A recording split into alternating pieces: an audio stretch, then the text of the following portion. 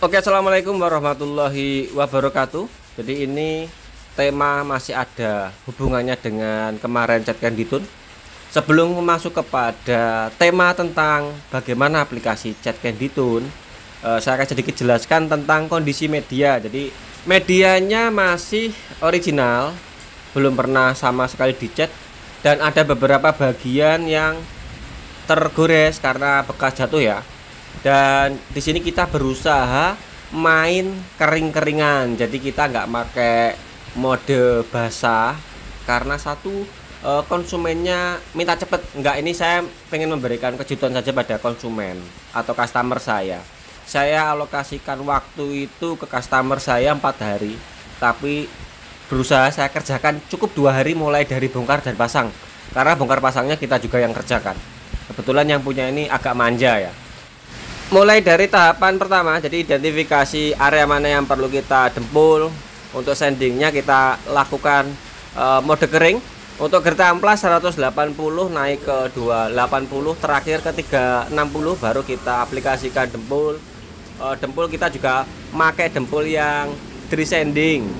Untuk grade amplasnya setelah dempul tadi amplas grade 360 naik ke 400, atau kalau kasar ya 240 dulu, naik ke grade 400. Selanjutnya sebelum masuk ke epoxy kita balance dengan grade 600. Apa di sini untuk grade amplasnya bertahap ya, karena kita menghilangi bekas guratan ya, supaya nanti setelah catnya ini jadi, bekas guratan amplas ketika sudah di clear coat itu tidak akan begitu nampak. Makanya untuk grade amplasnya selalu bertahap. Setelah epoksinya kering, sebelum masuk aplikasi cat dasar warna silver, grade amplas yang kita gunakan grade amplas ukuran 400 kemudian ke 600 ya, tapi pakai juga tetap mode kering hanya pada bagian yang tadi kita epoksi. Oke, selanjutnya aplikasi cat silver. Jadi ini masuk kepada tema pokok bahasan, bagaimana aplikasi cat Canditun yang sesuai dengan yang kita inginkan ya, atau supaya hasilnya lebih maksimal. Kuncinya ada pada aplikasi cat dasar, yaitu warna silver. Dari beberapa pengalaman saya tentang aplikasi warna silver, karena warna silver ini warna yang berpartikel ya, bukan warna solid. Jadi kita memang dituntut untuk aplikasi berupa butiran serbuk. Supaya mendapatkan hasil yang bagus itu ada beberapa hal yang perlu diperhatikan. Salah satunya satu bahan, yang kedua adalah alat, yang ketiganya teknik aplikasi, dan keempatnya adalah suhu. Baiklah, pertama kita akan bahas dulu tentang bahan, yang tentunya meliputi dari cat dengan thinner ya. Ada beberapa jenis warna silver, biasanya ditentukan dari ukuran besar partikelnya yang bisa kita gunakan untuk aplikasi cat Canditun. Jadi kembalinya kepada selera, karena cat Canditun ini cat yang transparan, hasil cerah dan enggaknya itu tergantung pada cat dasarnya. Misalkan seperti halnya project saya ini, saya menginginkan warna cat Canditun silver yang cerah. Di sini saya menggunakan terakhir warna kristal silver yang partikelnya tentunya akan sangat besar, gede-gede. Tapi kalau dilihat dari tingkat kecerahan, dia lebih cerah ya. Untuk aplikasi warna itu memang ada beberapa tahapan yang perlu kita perhatikan, karena sifat warnanya yang daya tutupnya agak lambat karena partikelnya terlalu besar-besar. Jadi biasanya saya kalau untuk aplikasi warna kristal silver ini, saya dulukan dengan aplikasi dulu warna silver yang medium, jadi yang sifatnya cepat menutup tapi partikelnya lebih kecil. Jadi kita tembak dulu sebagai dasar warna, supaya nanti di warna kristal silvernya atau silver metaliknya itu cepat banget untuk nutup.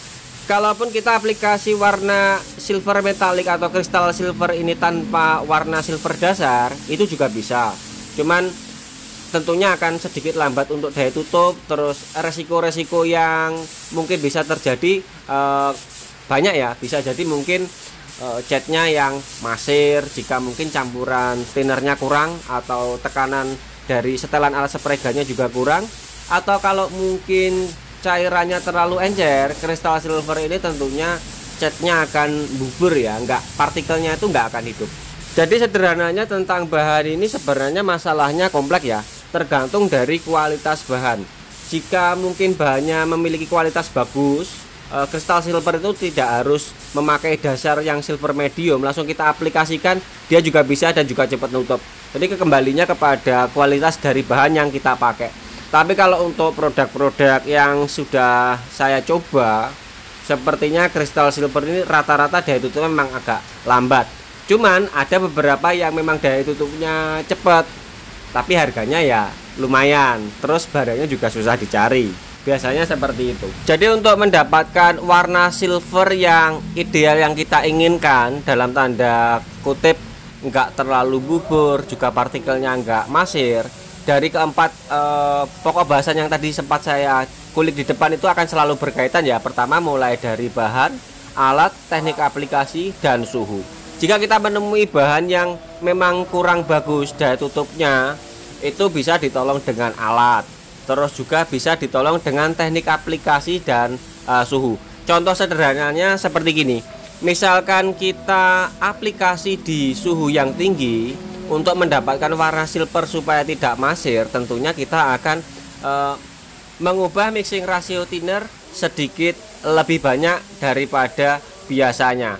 Cuman ini juga kembalinya ke alat. Jika kita mixing rasio thinnernya terlalu encer, biasanya alat yang nggak bisa memberikan droplet yang bagus juga akan berpengaruh pada partikel yang akan disemprotkan, bisa mungkin bubur karena jumlah mixing rasio thinner yang terlalu encer. Untuk menyiasati bagaimana ya tentunya akan kembali kepada teknik aplikasi, atau bisa mungkin jaraknya yang kita buat agak menjauh, nggak terlalu mepet untuk menghindari bubur, tapi jangan sampai juga terlalu masir. Jadi keempat-empatnya ini akan selalu berkaitan. Demikian juga sebaliknya, jika kita aplikasi warna silver di suhu yang rendah, tentunya mixing ratio thinner kita akan buat lebih sedikit ya. Tapi bagaimana caranya untuk menembak warna silver dan mixing ratio di suhu yang rendah dengan mixing ratio thinner yang sedikit? Tentunya kita akan bisa ditolong dengan teknik aplikasi dan juga alat. Jadi keempat-empatnya ini akan selalu berkaitan. Sekarang tentang solusi. Jadi bagaimana jika kita sudah aplikasi ternyata catnya masir ya, mau nggak mau nunggu sampai kering, kita kesek, kemudian kita tembak lagi dengan mixing ratio cat yang sedikit kita ubah, jadi thinnernya kita tambahi atau kita enceri. Dan untuk teknik aplikasi kita ubah supaya mendapatkan hasil droplet partikel silvernya tidak sampai terlalu masir. Namun jika catnya sudah terlanjur bubur, jika masalahnya yang terjadi ini adalah bubur ya, tetap juga kita kesek, mungkin bisa dengan amplas grade 800 atau grade 600. Kemudian kita tembak lagi dengan mixing ratio thinner yang kita buat encer dan juga teknik aplikasi yang kita sesuaikan dengan suhu supaya hasilnya tidak terjadi bubur kembali dan juga tidak akan masir. Jadi sederhananya jika kita sudah mengenal satu karakter dari bahan, terus alat yang kita pakai dan suhu ketika aplikasi dan juga teknik aplikasi, jika keempatnya ini kita sudah paham banget, mau aplikasi warna silver siang hari, malam hari, tentunya akan gas terus ya. Kalau dulu mungkin saya trauma aplikasi atau menghindari aplikasi warna silver ini malam hari, tapi setelah menemukan alat yang pas sesuai dengan karakter yang saya inginkan, mau aplikasi siang malam hari, yo tentunya gas terus. Saya dulu pernah disombongi teman saya yang sering aplikasi warna silver malam hari, ngejek-ngejek begini. Oke.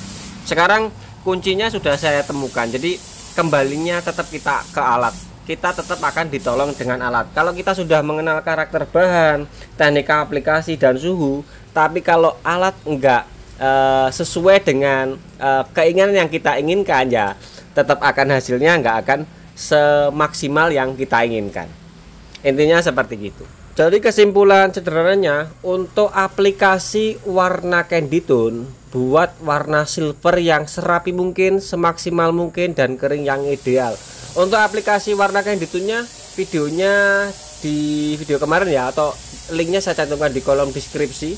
Dan video yang saya tampilkan tidak sesuai dengan penjelasan yang saya jelaskan. Untuk keterangan aplikasi saya tulis di dalam videonya, supaya teman-teman nggak bingung. Jadi video yang kemarin sama video yang ini sebenarnya masih berkaitan. Kalau saya jelaskan full durasi ya tentunya durasinya akan sangat panjang banget ya. Kasihan teman-teman nanti kuotanya. Untuk warna pada project ini dulu sempat saya bahas, yaitu cat candy tone yang ditimpa dengan clear coat yang dicampur dengan tinta warna hitam. Cuman permintaan dari customer saya mintanya lebih cerah dari yang dahulu ya. Kalau nggak salah dulu rasanya 2 tahun yang lalu lah saya pernah bahas warna ini. Untuk warnanya dihasilkan ya seperti gini. Yang saya amati dari beberapa project aplikasi warna candy tone merah yang tentunya sifatnya gampang pudar, meskipun cat PU, cat NC, apalagi kalau cat NC ya tentunya pudarnya cepet banget. Tapi kalau tinta clear atau clearnya kita campuri dengan tinta warna hitam, itu tingkat kepudarannya akan sedikit lambat. Mungkin karena ada film warna hitamnya ya. Misalkan clear itu mungkin ada ya lapisan kandungan UV-nya lah. Jadi kalau clear yang warna kuning seperti 2080 itu kan clearnya agak menguning sedikit. Itu saya baca di kemasannya memang ada kandungan UV-nya atau ultravioletnya. Jadi supaya nggak gampang pudar. Ini agak menghambat tingkat kepudaran. Jadi kalau candy tone yang dicampur dengan warna hitam di clearnya, tentunya tingkat kepudarannya ya akan lebih lambat daripada yang engkel tanpa kita campur dengan clear coat. Ini pengalaman dari saya. Dan hasilnya seperti gini. Ini memang agak cerah daripada yang dulu pernah saya kerjakan. Kebetulan saya ambil shoot videonya pagi hari, jadi matahari masuk ke dalam ruangan jadi kelihatan cerah. Cuman kalau kita teduhkan atau dalam arti kurang sinar ya efek warna hitamnya masih tetap akan kelihatan seperti gini. Untuk kasus clear meleleh sampai dengan kasus popping di project ini kita hampir nggak menemukan ya, karena kita sudah paham banget dengan karakter clear 2010 nya auto glow HS, flow time-nya bagaimana kita sudah hafal banget. Jadi untuk tembakan layar kedua tadi tanpa flash langsung kita tembak, karena ini targetnya memang pengennya flat ya, dari konsumennya tuh pengennya flat.